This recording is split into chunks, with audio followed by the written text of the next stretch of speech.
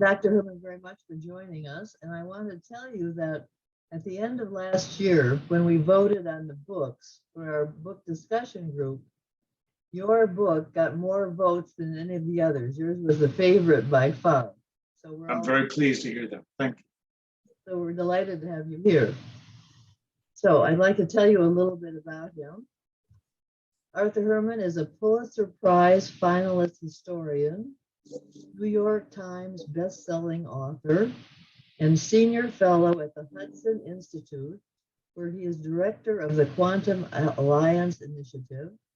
He is the author of 10 books, including the New York Times and Washington Post bestseller, How the Scots Invented the Modern World in 2001, Gandhi and Churchill, finalist for the Pulitzer Prize 2009, Freedom's Forge, How American Business Produced Victory in World War II, 2012, Douglas MacArthur, American Warrior, 2016, and most recently, The Viking Heart, How Scandinavians Conquered the World, 2021, which Amazon named as one of the best history books of 2021.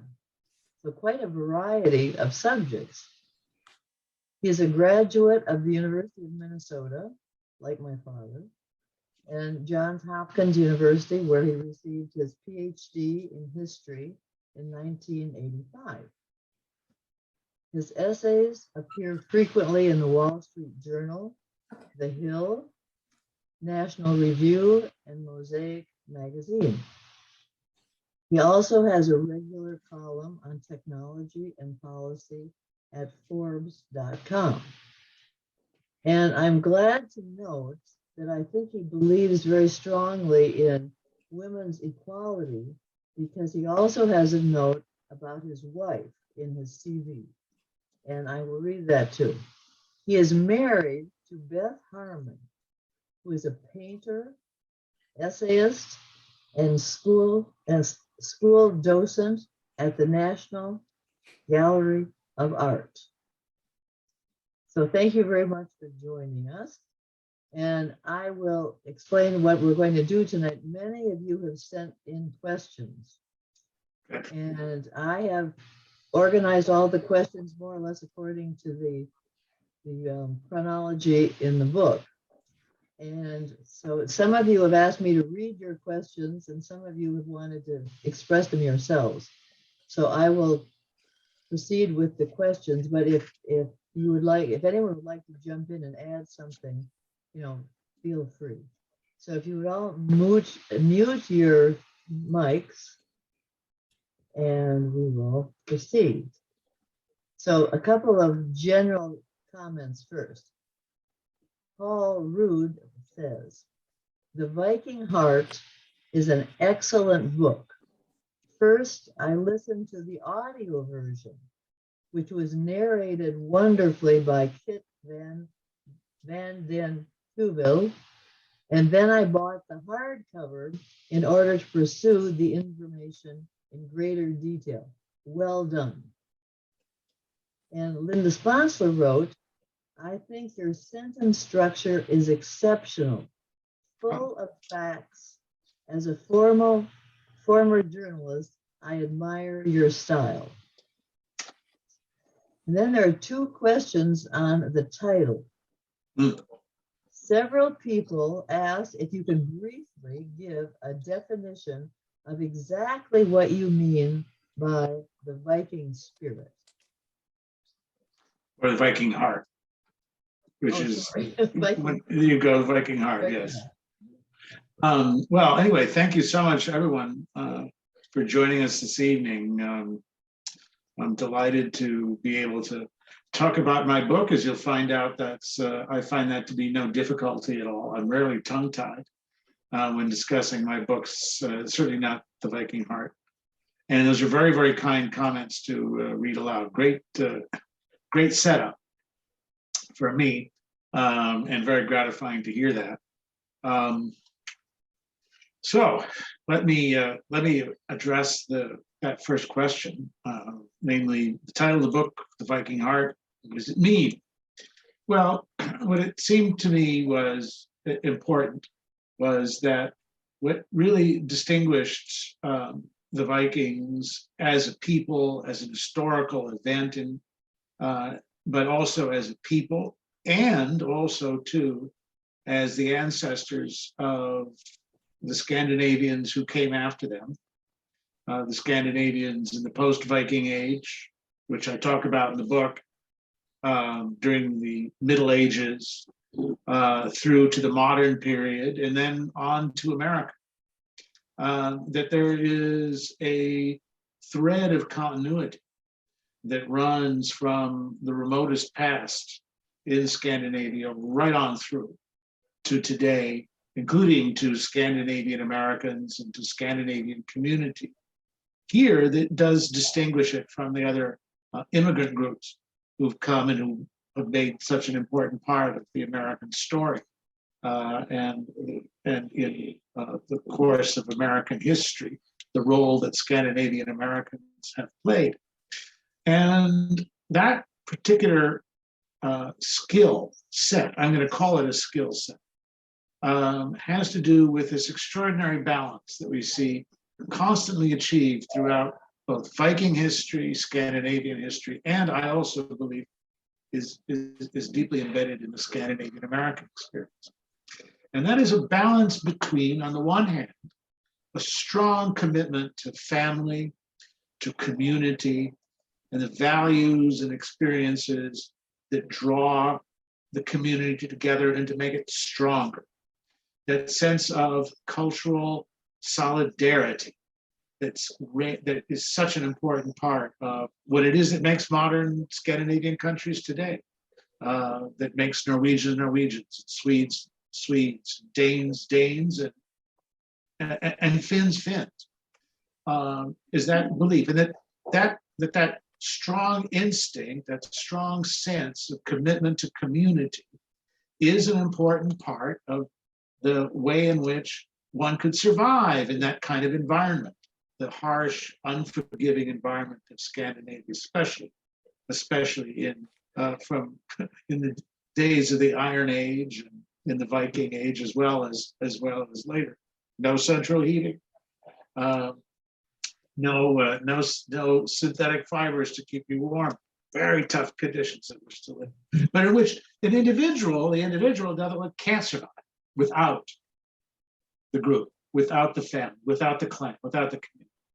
That's on one side, and realization that the values that hold that community together are hugely important, essential for survival and for the prospering of the community.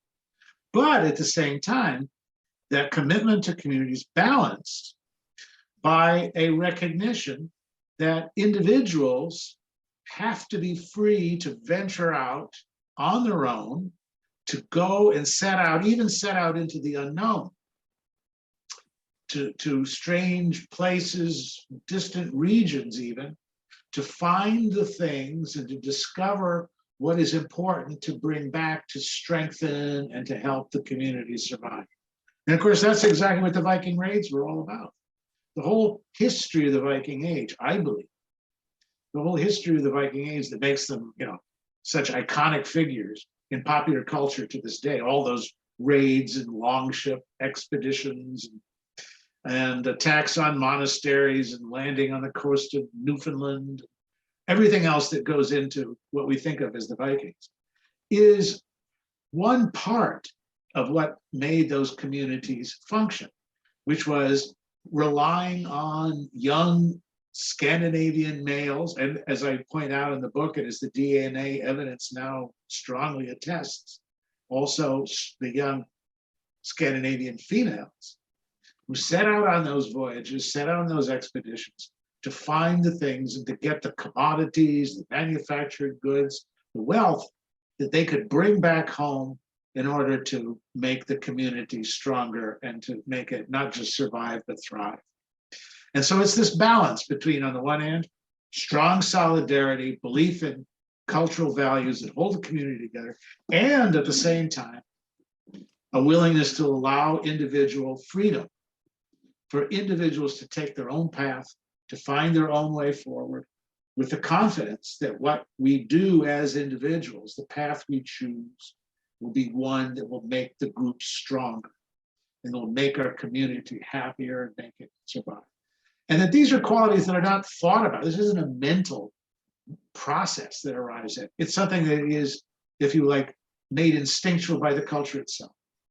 And that's why it's not the Viking mindset, right? It's not the Viking mentality, it's the Viking heart, because it springs from the deepest emotional commitments and bonds that tie us together, right? That make a community possible, but that also that yearning to be free, that's also part of the human condition, that's part of the human heart. And that's what I wanted to capture with that term, the Viking. Okay, thank you. Okay, we have, I'll go on to some other questions. I'm sorry, Christine, could I ask a question? Sure, please go ahead, Barbara. What does it mean when you say how the Scandinavians conquered the world? It's a conquer the world. I mean, if you like, it's in two or even three meanings, right? If we're dissecting the meaning of the title. And I chose that title very carefully because what I wanted to convey was, on the one hand, historically, of course, the role that the Vikings do play as conquerors, physical conquerors, setting out across Northern Europe, reaching down into the east, the Swedish Vikings who descended down through the river courses, right, in Eastern Europe from the Baltics, down through the Dniester and the Don, the Dnieper river valleys, all the way to the Black Sea, and then eventually, as we know, even reaching Baghdad. And then, of course, reaching across on the other side, the other direction, west to Iceland, Greenland, and then finally to the coast of North America, but also sweeping south down through into the Mediterranean and penetrating as far as Greece and Athens here. Conquerors, if you like, of the known world, the world as it was known to Dark Age Europe. They're everywhere. They spread everywhere. But I also meant it in a different sense. And that is the degree to which that Scandinavian sort of set of values that animates and builds the community is one that has also come to permeate modern life. Permeate modern life in terms of the arts, in terms of literature, in terms of how we think about society, the issues about, for example, the need to care for others, the foundations of the welfare state ideal that the Scandinavian countries really helped to pioneer in the early 20th century. And then in the middle period, when Sweden became a major European superpower and established not only rule over Northern Europe under King Gustavus Adolphus, one of the great Swedish heroes after all, but also established colonies in America and eventually the case of the Danes to India. They conquer the world, not just in the physical sense, but also, I think, in a cultural, in a mindset sense. And that's why I chose the title the way I did. Could I jump in? Or Sure, Richard, go ahead. That was actually Rolf that said that. Yeah, I was just curious how you would contrast that with some of the other expansive actions across history, say the Romans or the Mongols or Mongols is a great example, great parallel, isn't it? Yeah. In many ways. The Romans too. You could even compare it with other diasporas, couldn't you? Actually, that's what the whole my book on the Scots is really all about, how the Scots invented the modern world.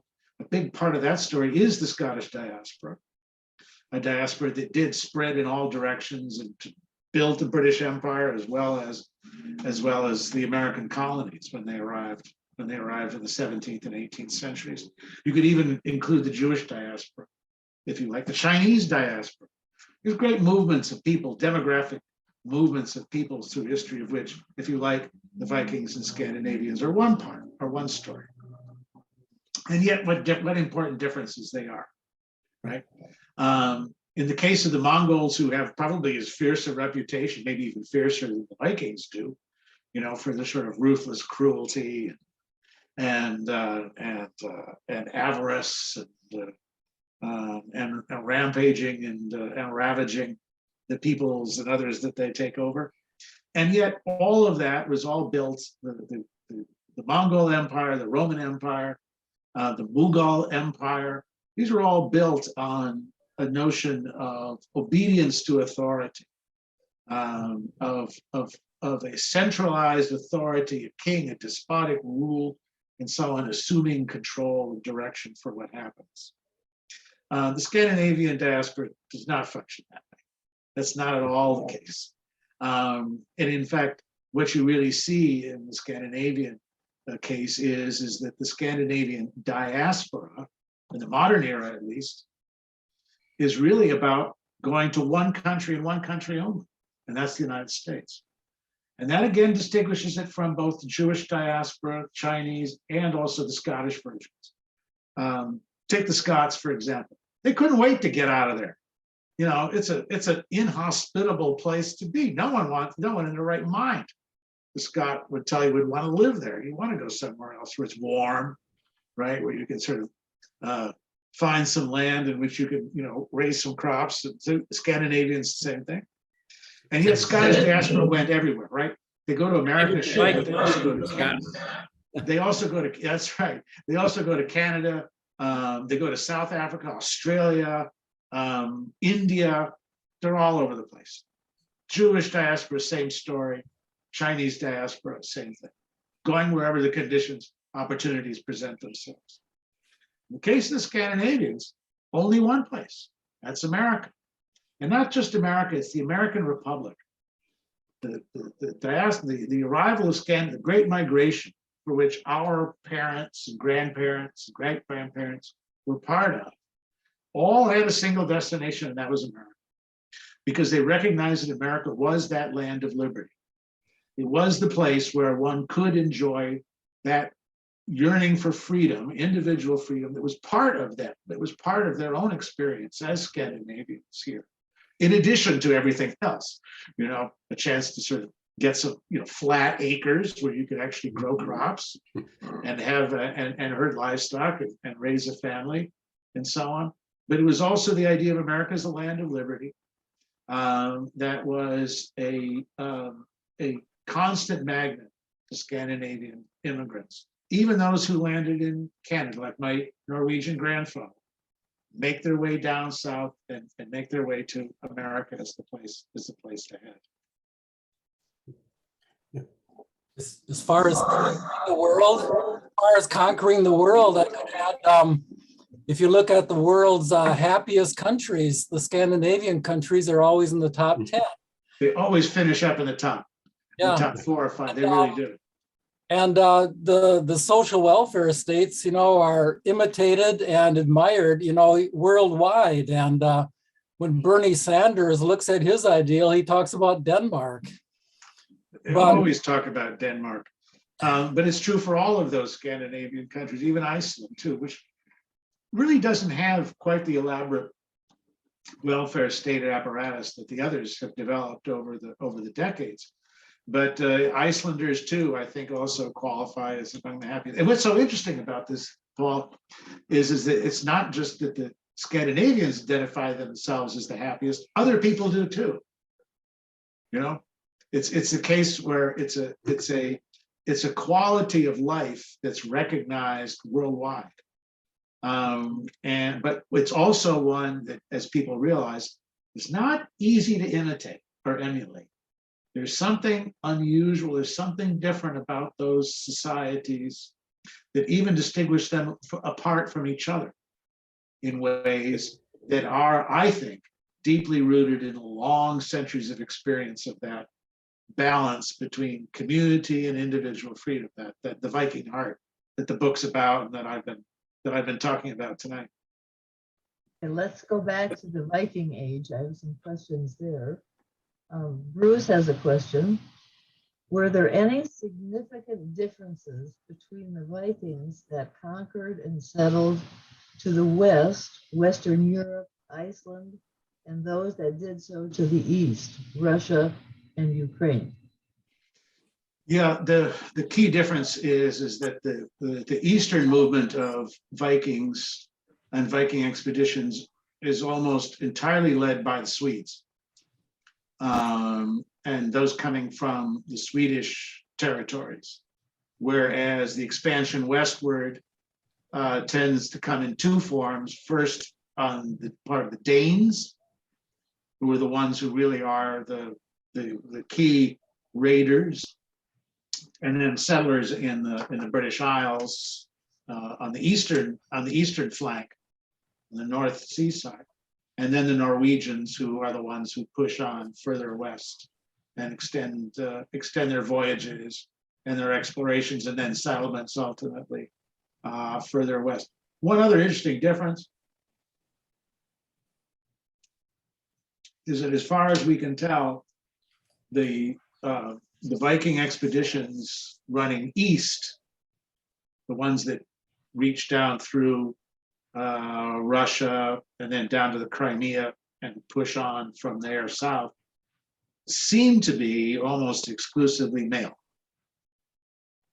They don't seem to have brought women either as part of families or as fellow travelers as part of the expedition. That may explain why they assimilate more quickly with the indigenous peoples there, and why the Rus, the Swedish Vikings, who become really the ruling class in the Principality of Moscow, and then become the founders of the Kingdom of Russia. It's probably why they assimilated very quickly, is they intermarry at a much faster rate. This is my supposition. I think it's a pretty good guess. But I talk about all this in the Viking Heart, the role of those Swedish traders, explorers, raiders, as part of the eastern sweep for the Viking conquests. Is it fair to say that technology was the same in both directions? Yeah, that's an excellent question, actually. Yeah, and the same nautical technology, the longship, and its use of the square sail. There doesn't seem to be any appreciable difference between Swedish Vikings and their Norwegian and Danish counterparts. The technology looks pretty much the same. But the relationships between them are all very rivalrous, as you probably know. So as I mentioned in the course of the book, for all of the fearsome reputation of the Vikings and their raids on their neighbors, they actually spend a great deal more time fighting among each other and killing each other than they do attacking their non-Scandinavian neighbors. Well, that's typical. They say that Norwegian Alzheimer's is you forget everything except your grudges. So. Actually, I hadn't heard that one, but I can. That's a possibility. That's a possibility, and I think almost all of us who have some Scandinavian ancestry, or parents, grandparents, great grandparents who came over from the old country, as my grandmother would say, we're probably aware that there was, animosity does exist in these kinds of things. My grandmother, my Norwegian grandmother, Grandma Anna, had a strong antipathy towards Swedes. You have to remember, she came over around 1917. So the independence movement would have been very fresh for her, and Norwegian independence, part of her childhood, really. And so the resentment towards being subjected to Swedish rule for almost a century was definitely one that grated on her nerves. And boy, oh boy, when Swedish things came up, Swedes, I remember as a school kid, and I was studying flashcards with flags of countries, flags of the nations, UN flashcards, learning the different flags and so on. And I was looking at the Swedes flag for Sweden. And she said, "What flag is that?" And I said, "Oh, that's Sweden." with the blue background, the yellow cross. You said, yeah, yellow, that's perfect for Swedes. And yet, you know what's so interesting about this? I'll tell you one, I'm sorry to get off on this, but it is interesting, these feelings that on the one hand, as I say, she was definitely had a strong anti-Swedish bias. But where she lived in Brainerd, Minnesota, the Lutheran church that she attended was the Swedish Lutheran, not the Norwegian Lutheran. Interesting. Because just the ceremonies and the services were more familiar to her. It was more like home than it was the way in which the other Norwegian churches were carried on. So go figure, A question about immigration in a more modern sense. As a son of two immigrants from Stavanger, growing up, you certain things that you learn that are part of the heritage. But my older sisters learned Norwegian. I didn't because I was eager to be an American kid. But yeah, the things that they used to say, well, what you lose first is the language, and then your religion. But what hangs on is the food. And so there's a certain degree that I agree with that. But there's another thing that occurs to me in this, specifically with regard to the heart. And that is some of the things you mentioned from Torsten Veblen in there about the interest in the instinct for workmanship. And you mentioned that too in the construction of these outstanding navigational treasures that they were able to put together. Would you consider that also a part of the Viking heart, that this that doing great work and being satisfied and made proud of it is part of the Viking heart? I think it's an important ingredient. And it's one that I think Veblen put his finger on when he wrote that essay. He was talking obviously in broader terms because he did see that instinct for workmanship, which is also about a kind of certain degree of desire for perfectionism.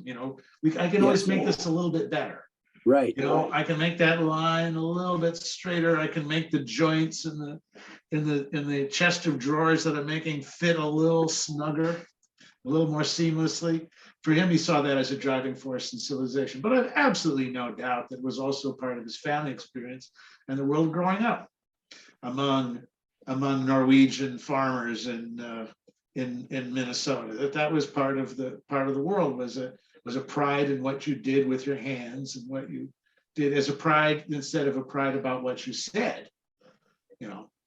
Deeds are more important than words, and that's part of the outlook that goes with that ingredient as well. I think there's no doubt about that. I think you're absolutely right. It is, it is something which is, I think that essay, which, as I mentioned in the book, Veblen was asked, what's your most important work? And he didn't say The Theory of the Leisure Class, which is his most famous book, even his notorious book.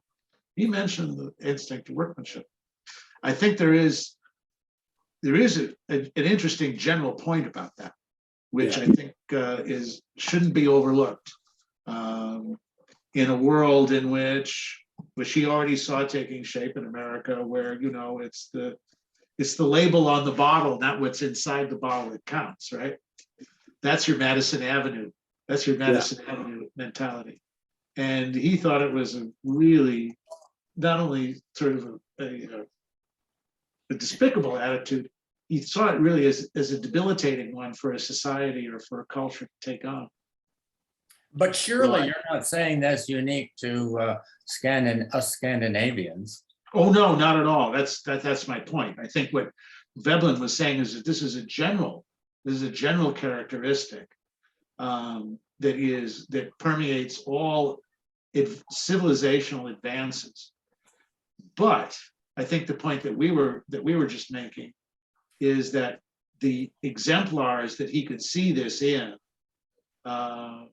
and was raised among it would be among those Scandinavians. It's built into the system, built into the mindset, and into the culture, that appreciation for craftsmanship at that level. So the Viking heart is universal. I think it is. I think that is absolutely the case. I think that the values, the principles that animate it are of general universal value. There's no doubt. Yeah. The Viking experience captures it, you know, it captures it, crystallizes it, and epitomizes it, but it's not unique. It's not, and it certainly isn't something that's like in the blood or in any kind of way, or passed on in a sort of within the DNA. It's far more accessible. And I think for that reason, far more important ultimately to where the rest of us, or all of us, want to be headed.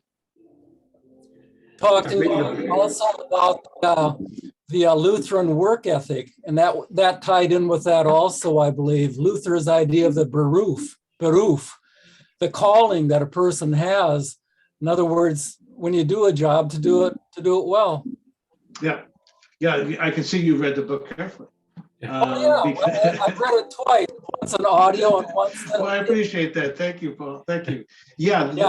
The chapter that I have in the Viking Heart, where I talk about the coming of the Lutheran Reformation, and that way in which it shapes the peculiar nature of Scandinavian Christianity, is very much, I think, strongly influenced by Luther's idea that the calling that we have from God is one that permeates every occupation and everything that we do, not just for those who are called to holy orders, as Catholics had argued, or not just those who are called or predestined to rise to great wealth and to great success, which was Calvin's idea, Calvin's ideal of the Protestant work ethic, but that it's one that permeates everything that we do and every calling in society, and that everything we do and everything is success we enjoy, including the success of our craftsmanship, of what we create,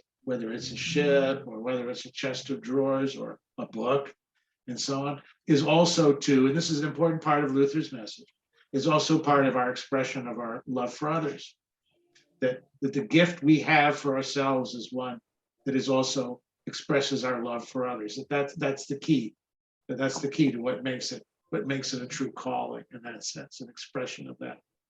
Well, the Lutheran worked in Germany also, because Germany has been such a dynamic country, and you can see it in the two world wars when Germany fought almost the entire rest of the world, almost by itself, and almost won both times. Fortunately, did not, and then bombed flat after World War II, and a few decades later is again this top industrial power. It's again the strongest economic power in Europe. So I think that there is definitely something to this ethic. Yeah, well, you know, Max Weber, who was the original author of the Protestant work ethic and the spirit of capitalism, would certainly agree with you. I mean, sort of say, well, this is a good example. But what's interesting, of course, in the case of Germany, what we have to understand is that it's a multi-religious, a multi-denominational society. Because in addition to Lutherans, you also have, you know, large Catholic population. You also have a strong Calvinist dimension. What's striking about the Scandinavians is that when the Reformation comes and so on, that Catholicism almost completely disappears, almost completely vanishes, and the degree of conversion to one particular denomination, to one particular faith within the Protestant fold is really quite quite astonishing, and it becomes. Well, that was temporary. Of course, the Catholic Counter-Reformation won back about half of Germany then, eventually. And I think that the Lutheran idea, though, permeated German society. I'm sorry, this is a side issue and all, but you could just see how, in many ways, the Lutheran idea, I mean, the emphasis on music, the emphasis on education, the emphasis on literacy, the emphasis on you know, all these things is what made Germany a dynamo after that. Well, that's enough. Well, I'd like to change the subject, because we have a lot of more questions. there are a couple of questions about slavery. Slavery, sure. And Barbara has asked, how did the Norwegian perspective evolve over time about the condition of slavery? Are we talking about within Norwegian society itself or in a broader sense? What we can say, and I talk about this at length in the book actually, is the degree to which what the Vikings, what made the trading networks flow, that the Vikings established across Northern Europe and then stretching down into the Mediterranean and across Eastern Europe and so on, that the main commodity was, frankly, human commodities, particularly from Slavic tribes, Slavs being a key target for human traffickers at the time, and the Vikings were more than happy to provide the means by which for both transport and also exchange of slaves for other kinds of goods that the Scandinavians needed. And of course, also bringing slaves themselves to Scandinavia, including Norway. It would be in the 9th or 10th century, it would be a very poor Norwegian or Danish landowner who didn't have at least a few slaves working his land and as part of his property. No one would be surprised about this, and no anyone would be astonished that someone who didn't have slaves, if they could afford them, or if they had a property that needed that kind of manual labor on a regular and reliable basis, which is what slavery does. It gives you muscle power, where muscle power is at a premium, and that you can rely upon as part of that, as part of what it is that makes your wealth, that makes your farm, that makes your whatever business you're engaged in. What we do see, though, is that in the case of all the Scandinavian kingdoms, is that the disappearance of slavery, both as an institution, but then also from the law codes, comes fairly early, probably by, as I recall now, I think by the 13th century, certainly by the 14th century, slavery is simply no longer, it's a dead letter. It's no longer part of Scandinavian society, and the law codes no longer provide for the ownership of slaves and provisions for it.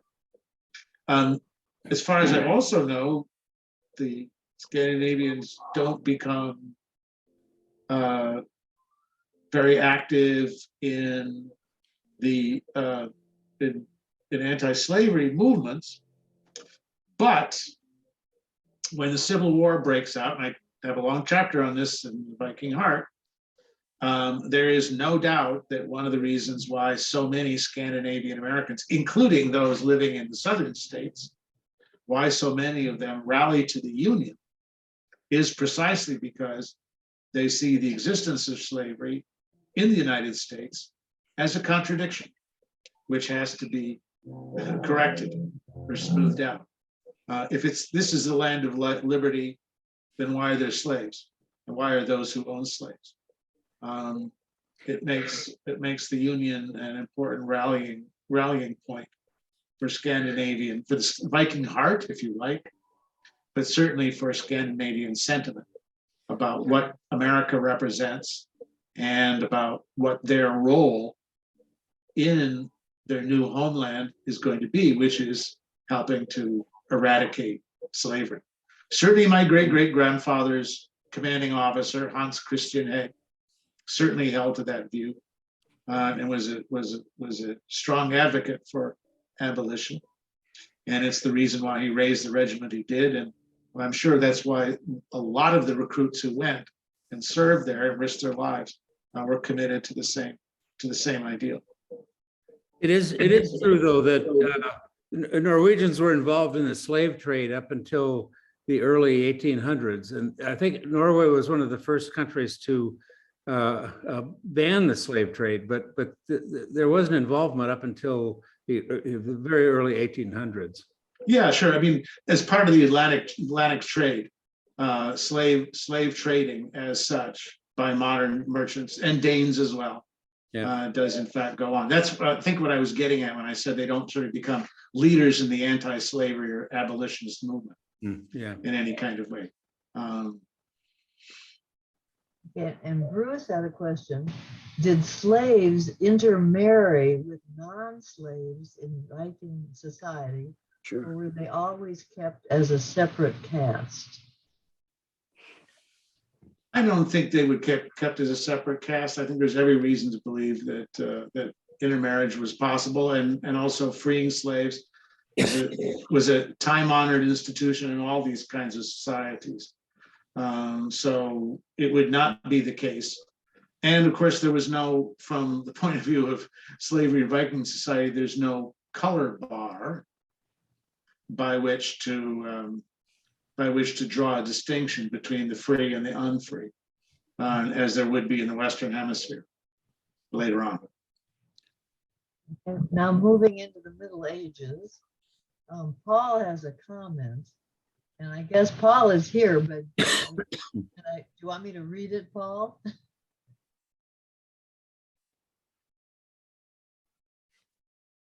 I can't hear you. Go ahead. Go ahead. Okay, I'll read it. On the whole, an excellent book. The author, whom we learn was trained as a medievalist, does an excellent job of showing the major trends and personalities of the Middle Ages. So that was a comment.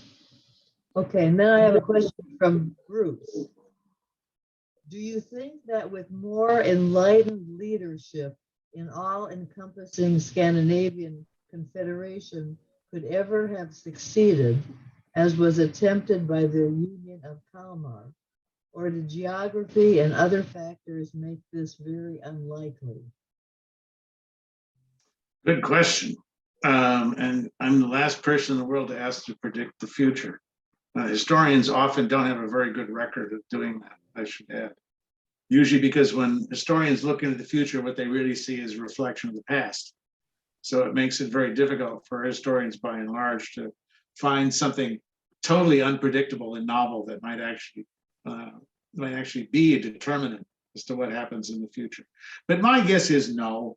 I think my answer has to be no. If there hasn't been a Scandinavian political union as part of a normal democratic process, I don't foresee a future in which that's going to take place. I think, and this is again is part of that Viking heart in action, is that although all the Nordic countries all recognize that there's something peculiar about them and even unique that separates them from the rest of Europe, at the same time, they also recognize that Danes will be Danes and Norwegians will be Norwegians and Finns will be Finns, and never shall they actually meet or merge together into a single, and then it actually works better for them. It actually and I think part of what makes them happy societies is the fact that they are separate, that the communities are shaped in ways by language, by cultural experience, as well as by geography. Can't neglect that as a factor. That they are actually happier by being separate communities with common interests, right? Which are addressed by other kinds of supranational institutions, but that which political union would be bound to mess up. What can I say? And that for all of those reasons, that the map of Scandinavia we see today, with 4 separate countries, 4 separate sovereign states, is probably what future holds as well. And that Queen Margaret's Union of Kalmar, amazing an event as it is, an incredible achievement, that she was able to cajole and bully all her male counterparts into agreeing to such a thing.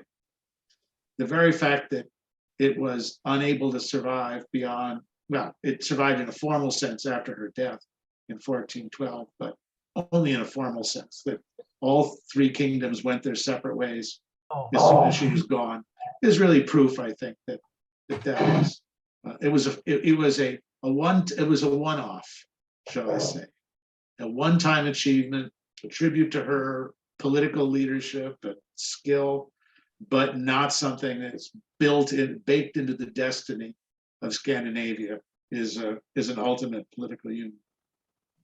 Well, you can see it also like in World War II, when Denmark and Norway were attacked, Sweden did not jump in to defend them, you know. And when Finland was attacked by Russia, likewise, the other countries did not attack. I mean, they're all too weak, really, and to do that, and they would just invite their own destruction. So I think when trouble, they all kind of retreat into their own national. Well, I think I think that's true, and they all chose different directions. You know, they never really sort of conferred together and sort of what should we do as a bloc, as a Nordic bloc. Each country chose their own different way in which to handle the issue with the Nazi menace, or then later the Soviet menace.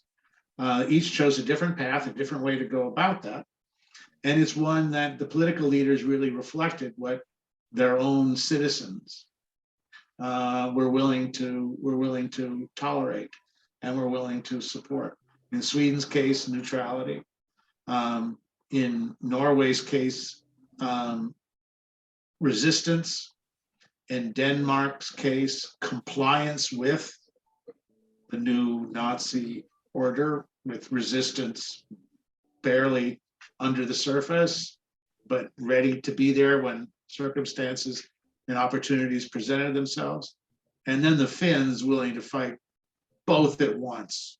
Bring it on. That's the Finnish story from World War II. We'll fight the Russians, we'll fight the Nazis, we'll fight them both, whatever, but we will be free. That's the story of Finland in the 20th century. Now, Lori has a question about what you wrote about the witchcraft trials. Lori? Hi, we had recently Liv Williamson, who is one of the leading experts on the witch trials in Norway, as one of our guests with the lodge. And just the couple pages that you cover the witch trials on, I found a lot of discrepancies that from what we know, especially from like the Finnmark area, where we know for a fact, because we have the actual trial transcripts, that 135 people were accused and 91 of them were executed, which is about 65% in just that one area. But you mentioned on one page, you said something about only 2% of the accused were ever executed in Norway, and 1% of Finland, and less in Sweden. But I think that's not quite accurate, because there's quite a few more. And then just one other thing on those lines, you mentioned that one of the reasons that you thought that maybe there were fewer cases of witchcraft in the Scandinavian areas was because of their high regard for women, or independent women. But again, I think if you look at just the cases in Finnmark alone, you'll see that that's not the case either, because one of the reasons they were even attracted to that area was because there were mostly women, because the men had died in a fishing accident. But anyway, so I'm just wondering Laurie, thank you. Thanks for the question. All of my comments on the witchcraft in Norway are all based on scholarly articles and work that other historians have done. What I will have to do is to check that against, I'm sorry, what's the name, Williamson's first name? Liv Williamson. I'll have to check that out. But I think that that account about the Finnmark trials and whether that is in fact one that typifies the approach to the witchcraft trials in the rest of Scandinavia. I don't know. I think the other evidence that I cite in the book suggests otherwise. What I'm also going to say, Laura, is that the perspective that I brought to the issue about witchcraft trials and execution, set aside the issue about numbers and discrepancy, and there may be some differences there that need to be, that other scholars and Williamson would disagree on, the scholars that I relied on having different numbers than she does. But in the broader sense, if you look at the experience of witchcraft trials and persecution of witches in Scandinavia versus, let's say, Germany at the same time versus France at the same time, even versus, let's say, Scotland at the same time, I think you see much more an intense campaign and a much more systematic attempt to stamp out witches and to deal with it in as systematic and as brutal a fashion as possible compared to the experience in Scandinavia. That's my perspective from a broader European experience with witchcraft. You made a strong argument about the high status of women in the Middle Ages, that they were able to own property, they were able to inherit property, they were able to divorce their husbands, much higher status than in other countries. I think that you made a strong case in general that women had a very high status in Scandinavia, higher than elsewhere. Well, in any case, the Finnmark example, which Laura cites, sounds like a very interesting one, but I have not seen the data on that, and I don't know the full account. So if I recall, that'll be a subject for further investigation, let's say. And as I recall from the book, that she postulates that was primarily from the zeal of one man who was actually a Scot, and also the political machinations of the King of Denmark at the time, Christian IV. Yeah, and also I think another factor that plays into it that maybe explains it even more so is that one of the reasons there weren't as many of the panics and the hysteria in the Scandinavian countries is because Denmark had more of a centralized government, and in their government they had more laws, and they had laws in their books before in the 16th century that forbid taking testimony from anyone who had been convicted or found guilty, who had been accused or found guilty of a crime. And that was to make sure that those crazy panics didn't happen, even though they still did up in the northern area because the laws weren't followed as much up there. But yeah, so I would say that maybe that might be more of the reason why there were fewer than Germany, where Germany didn't have the centralized government that Denmark had at that time. Okay, Joel has a question about emigration to America.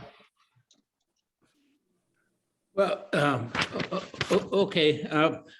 One of the periods that I'm really pretty interested in is the first half of the 19th century, so 1800 to 1850 or so, which is the period when, as you wrote about, the Restoration, the first big immigration to America from Norway, came about, and you talked about the Quakers on the ship, but half of the passengers on the ship were what are called Haugians. They were followers of Hans Christian Hauge, and this is a really interesting thing to me because it has a major impact on the Norwegian American community and the immigrants, but also within Norwegian society. This is a period of significant democratization. Of course, there's the 2 weeks when they write the Constitution, 17. May, but also in the 1830s, you have what they called the peasant storting, and you get the beginning of local rule, democratization, and this guy, Hans Christian Hauge, I think was a sort of a central figure in all of that. There was a Hauge Synod in the United States up until the early 20th century, nearly 100 years after his death.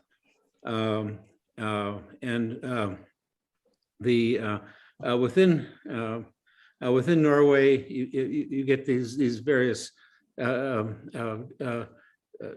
democratization kinds of changes and so forth, which I think kind of fits in with what you were talking about for the Viking Heart of this the individualism contributing to the community and entrepreneurship and a number of things like that. So I'd be interested in your comment about how this kind of fits in with the Viking Heart. Well, it's an interesting point.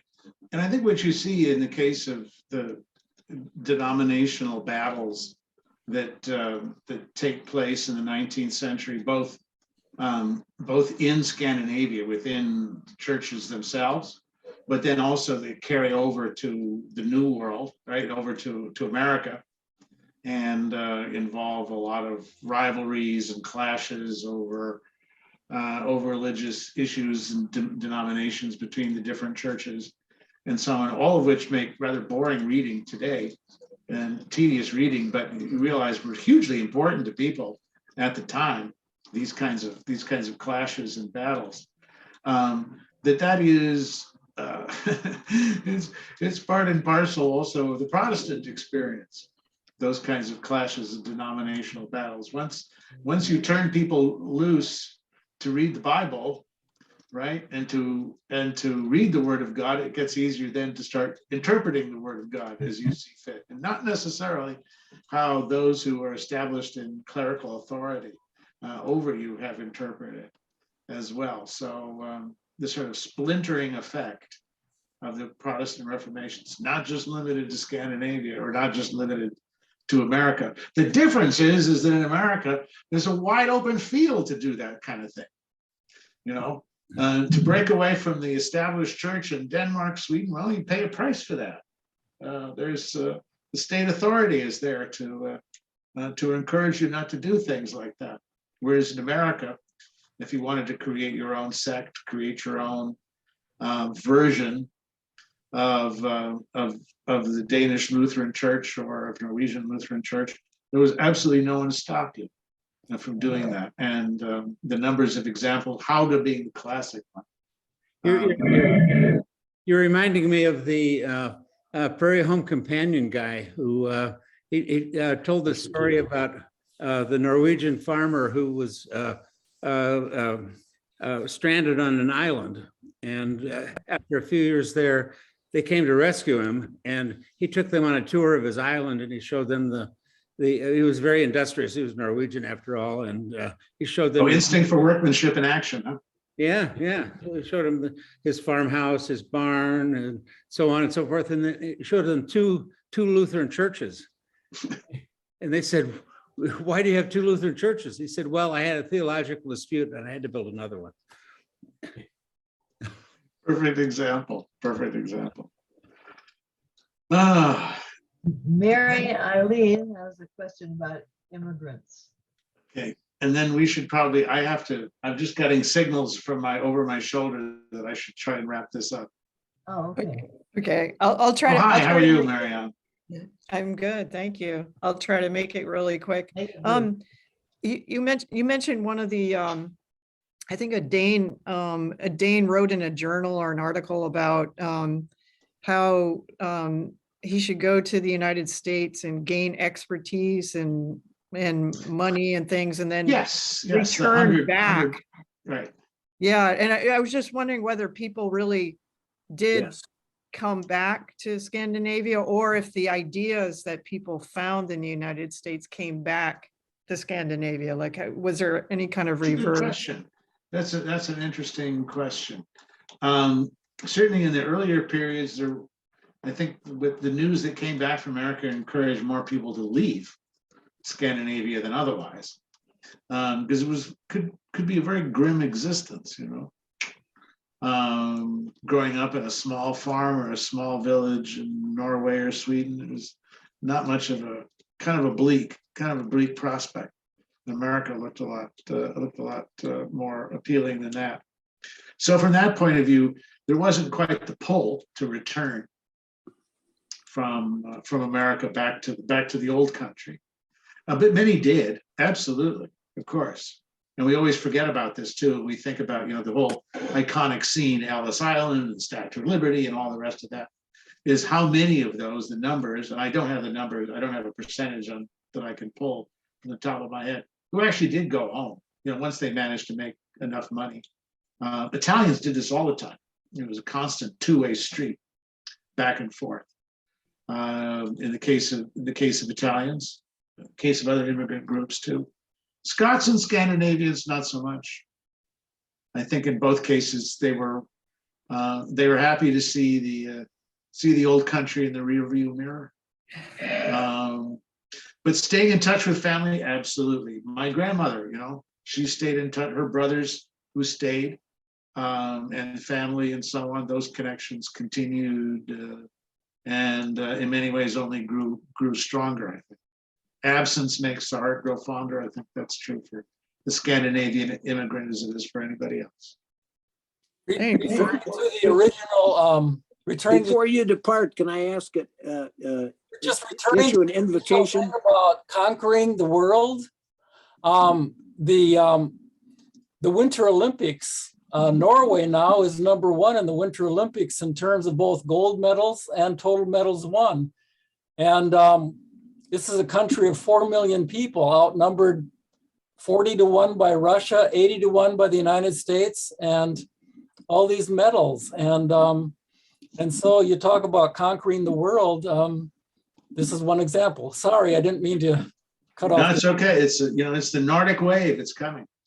I have an Rolf, did you have a invitation to issue to Professor Herman, which is the Torskaklubben, of which I am the program chairman, and Svenska Sällskapet would like to bring you out for a joint appearance. We'll invite some Finns and Danes too.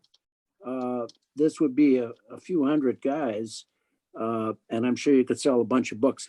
So let me know, should I just get in touch with you through the Wall Street Journal, or? Oh, you can get in touch with me through our hostess. She should be able to, who's been in touch and who provided us with all that. That would be lovely. I mean, it's a lovely invitation. I appreciate it very much. You'd Yeah, enjoy it. And thank you so much for the book. It's fabulous. Thank you. So I have 3 more short answer questions. Which Viking leader do you admire the most? Oh man, that is putting me on the spot, isn't it? That's a tough one.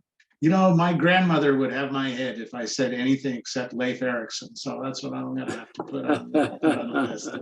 Okay. And what discovery surprised you the most in your research? I'm sorry, say it again.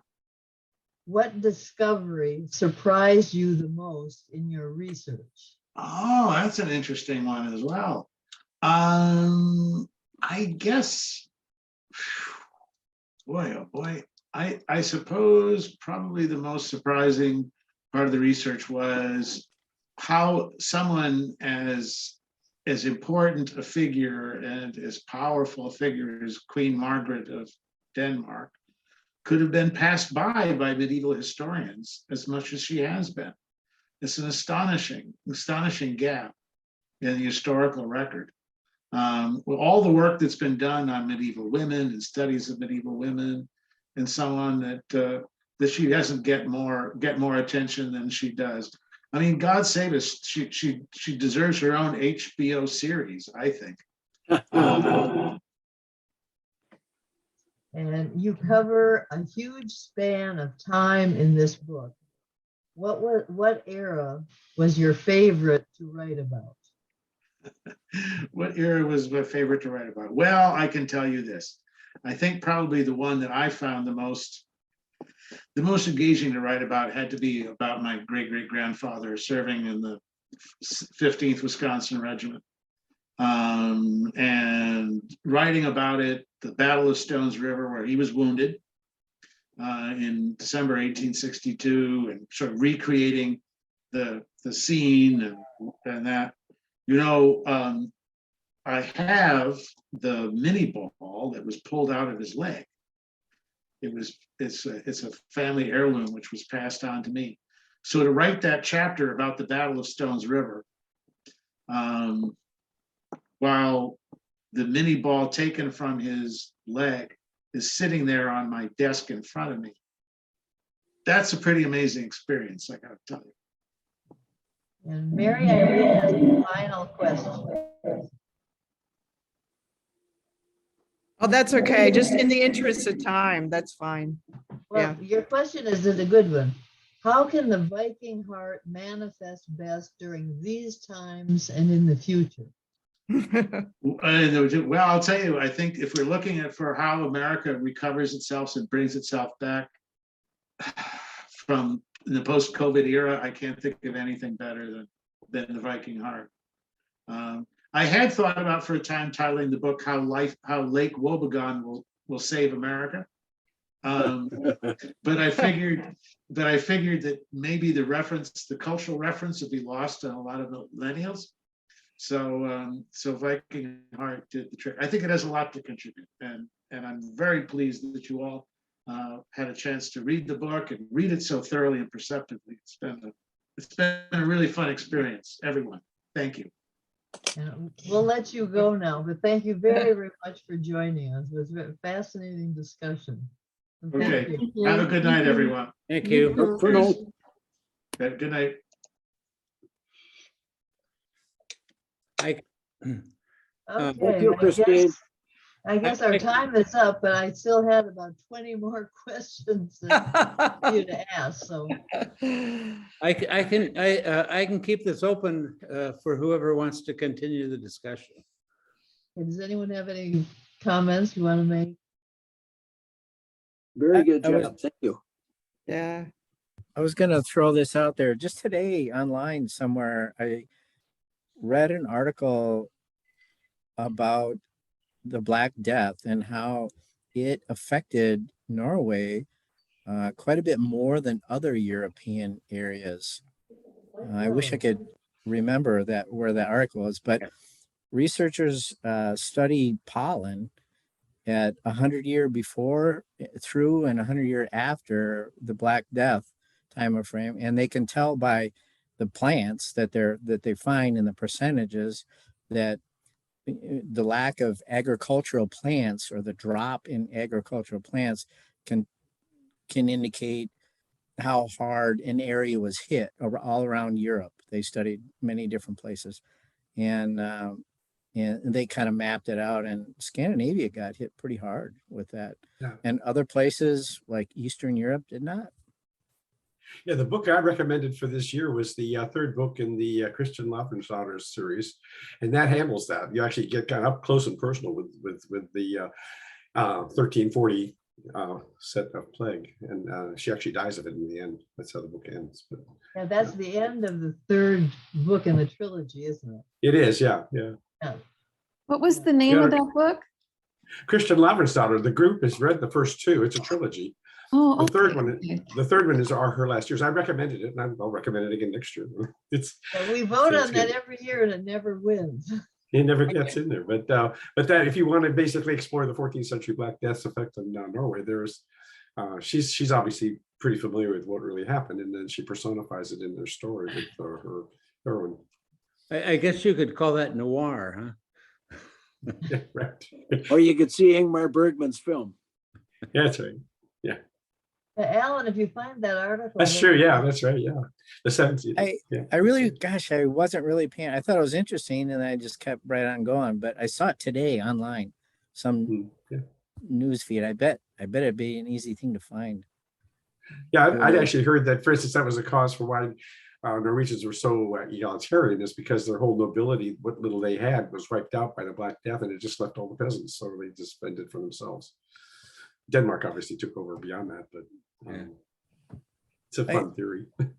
I kind of have a philosophy about the Vikings and pre-medieval Norse people, especially in the Norway area. I mean, those people lived on a skinny ribbon of land with their back against a wall.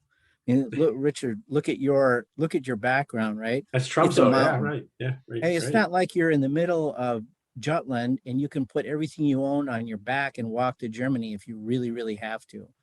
You can't do that in Norway. You have to get around with a boat. It's the only way you're going to make any miles. So that's a different kind of people right there. And that's a different fighter too. When your back's against a wall, unlike other flat European countries, you're going to have a different outlook in your future and how you prepare, your daily anything. And from my experience, I've done quite a bit of ocean sailing. The ocean is a great equalizer. You can have a big yacht or you can have a dinky little boat, but everybody's equal out on your back's against the water. In that case, it's a similar situation. So all of a sudden you can be making friends with somebody that's going to save your butt. When the going gets tough, it's a different thing than you could just pack up and leave. It's a totally different geographical area. And I got to believe that has to have something to do with who Norwegians are, who they became. Just a thought about your comments about the Black Death. Isn't that a bacteria or something spread by fleas? Yeah. And who feed off of rats and things. But it goes to humans. Norway is not a big flea area, certainly for half of the year. And so it's just curious that the bubonic plague would be such an issue in the northern countries. I'm just delivering what I read. I can't explain. I'm not going to try to explain. Your numbers are right. It's hard to imagine how it happened, but it in fact did. Linda put it in the chat. She put the article in the chat. If anybody wants to get the link for the article, it's there.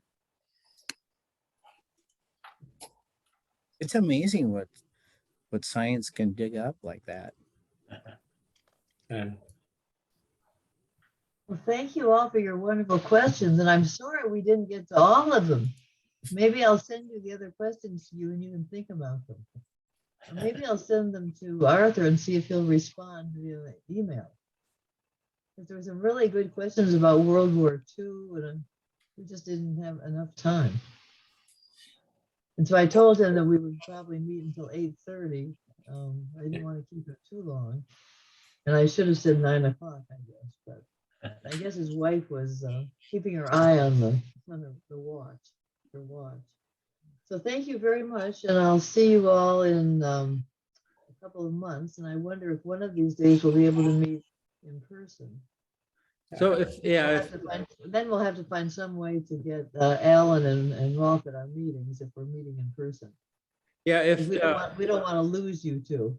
If any of you are not on the mailing list, please let Christine know and we'll make sure you get on the list for some of these upcoming programs. Thank you. Yeah, the more the merrier.